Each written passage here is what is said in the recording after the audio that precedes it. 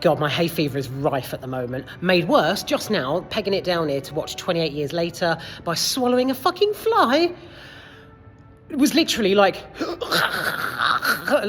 because my hay fever is so bad. One of my eyes keeps closing at the moment, so I literally look like one of the infected on the way here. So I'm here. This is it. I've been waiting and I've been dreaming about a sequel to 28 Weeks Later for years, probably for the best part of 20 years. So the thing is, with 28 Days Later, I mean, it's gritty and it's grungy and it's dark, but it just wasn't as great as 28 Weeks Later. It was like, it was just, I mean, I remember watching it back in like 2004, I think. So it was released in 2002, November. I didn't see it till, a few years later. But I remember it was like the university days of, won't trick me once, won't let you trick me twice. You know, that kind of era, Khalees and all that, all the milkshake era. So I remember going over my friend Nina's house in East Grinstead years and years ago, and we rented it from Blockbuster, and we just sat down, put this zombie thing on, and was like, what the fuck is this? In a good and a bad way. It was just epic of the moment, wasn't it? It was nuts. 28 Days Later. Fast forward to 2007, I remember being in a show at a local theatre in Horsham down south, and I specifically remember spotting the poster for 28 Weeks Later that was coming out in sort of springtime that year, and I was like, gotta see it. Fortunately, I'd befriended one of these cinema projectionists upstairs, and he let me watch it about 3 or 4 times. 28 Weeks Later quickly became one of my favourite films of all time. Dating profiles, conversation in pubs, people talking about film in general. I will always stipulate 28 Weeks Later. It was just so adrenaline-fueled and panic-stricken. It was fantastic, and it is fantastic. So, it quickly became one of my all-time faves. 28 Days Later, it's just too, it's like a project an overly ambitious group of university graduates have thrown together and got lucky. It worked, but it was sort of slack in parts. I know 28 Weeks Later is very much sort of highly Americanized, but, 28 Days, the positives are 28 Days Later. The portrayal of a completely void central London. Amazing. Cillian Murphy walking along Westminster Bridge, upturned buses, an empty Piccadilly Circus, which you never see, ever. The opening scene with the monkeys. Oh, God. Where they're sort of lobed up to TV screens displaying utter carnage. It was, side note, whatever happened to those people who kick-started all of this? You know, those actors in the beginning, the lead, the female, and I think there was two or three other guys, the animal activists. Never saw them again, but yeah, they sparked this franchise nicely.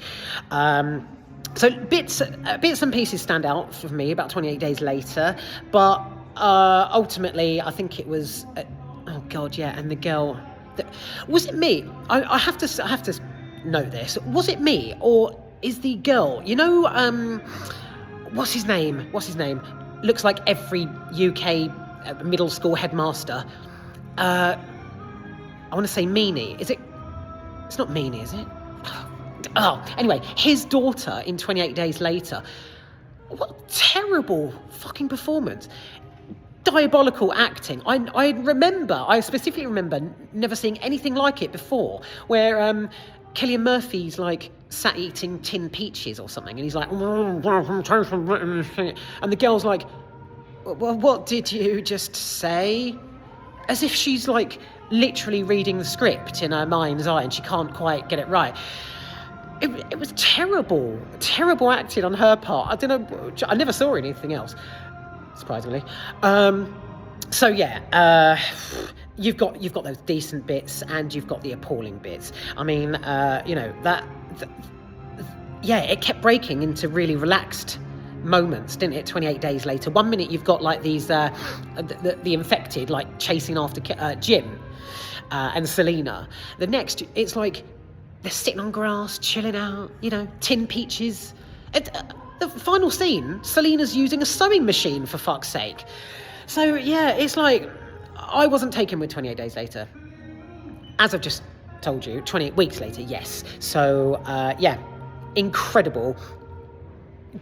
It's sublime opening scene with the farmhouse, where Don leaves his wife behind in the farmhouse. Oh my God, it was incredible. The like aerial views, the way the camera's like tilting as the infected are like sort of, they've always got their arms flung out. Don't want to lift my arms. Sweating to like a bitch. Yeah, the camera tilts. Aerial view, it pans across, and then he's like sprinting towards the boat. It's just filled with utter dread and panic and fear. I loved it from the opening scene. So yeah, there's 28 weeks later. The story build up as the British people return via Canary Wharf. Very familiar. I used to go to Cineworld over there, actually. That's interesting, wasn't it? The British people return and repopulate, so you've got that.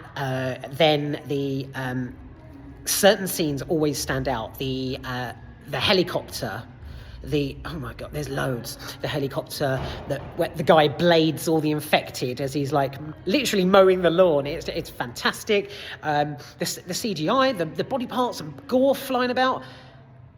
Just brilliant, absolutely brilliant. But amongst all this, you have the underlying story, don't you, of whatever his name is and whatever her name is, Imogen Poots and her little lad brother. About having the special blood that Rose Byrne character Scarlett is trying to she's trying to get them to salvation, so that because they could be a cure.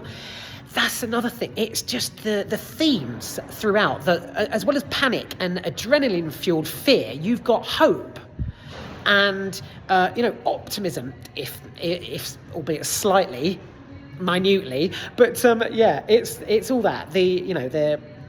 Especially the oh God, I honestly thought I was going to end this by now. I can't. I have to get all this out. But yeah, 28 weeks later, the scene where Doyle, Jeremy Renner, Hawkeye basically, is gunning down the infected. It's like oh my God, I specifically remember being in the cinema in 2007, and I was almost shivering because of it was just so daunting and just fearful and just soaked in dread. It was horrible, where he has to like target everybody at ground level. Oh my God, it was like it was just shoot 'em up frenzy.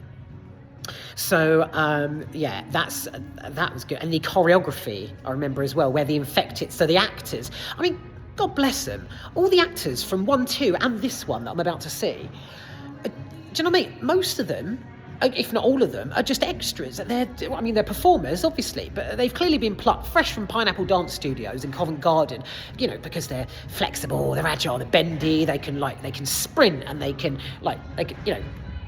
horrific facial expressions, they can salivate and cry, on tap. But, hats off to them, because these infected, they carry most of the film. So, yeah. The city chase, where Rose Byrne's character is trying to get the kids down to safety, and then they end up on the underground.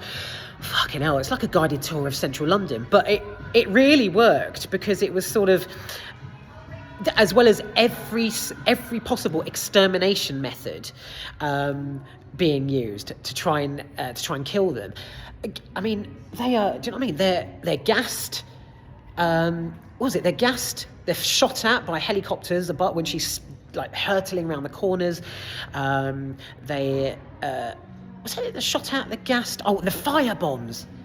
I was just about to forget that, the firebombing. So, the scene where, again, great camera work, where the camera's like underneath the fence, and it's like, it's basically, it's sort of facing up, and they're just jumping over barbed wire basically, but it's like, it's like asteroids of firebombs flying overhead, and it's like, even Nelson's like, looking down and thinking, get the fuck out of there. Right, I could go on. I won't. And I'm sorry if I have, but yeah, the steely performances, the utter panic, the adrenaline-fueled fear. 28 weeks later will always be one of my top 10 of all time, or in my top 10 of all time, aside from, I don't know, Mannequin, I suppose, dare I say. It was just excellent. But like I say, if you go back to 28 Days Later, 2004, when Milkshake was bringing all the boys to the yard, this film kickstarted a franchise that really altered the sort of course of zombie films, I think, because it was based on the whole element, that it could happen. And it could. It won't, obviously, but it could, but it won't. Yeah. It could. It won't, but it could, and it never will. It's like a lottery win, basically, and which is ironic because I felt like I'd won the lottery when I heard that 28 years later was being released. So, side note, Aaron Taylor-Johnson, you got it wrong. You posted on your Instagram this morning that it was being released tomorrow, the 20th, and it's actually out today on the 19th. Just want to rub that in your face there, love. Now, wow, that took a while, but I think I've got all my points across. Like I say, a lot of people thought 28 weeks later, because across the years, I mean, what was it? We're looking at 22 years, 20, what is it now? 24, 20, oh my God, the years are just hurtling.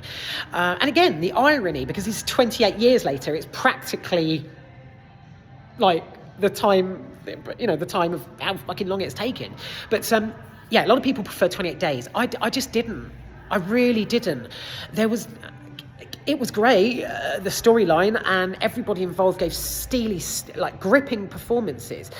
But yeah, no, it's too chilled out for me. You could tell it was proper like dark, but too grungy. I mean, even most of the infected were wearing baggy 3/4 lengths. As they were pegging it through the tunnels and stuff. So right, I need to bring this to a close mainly because I'm going to miss the fucking film. 28 weeks later, packed a punch. It was just spectacular, and I don't know how 28 years later is going to pan out.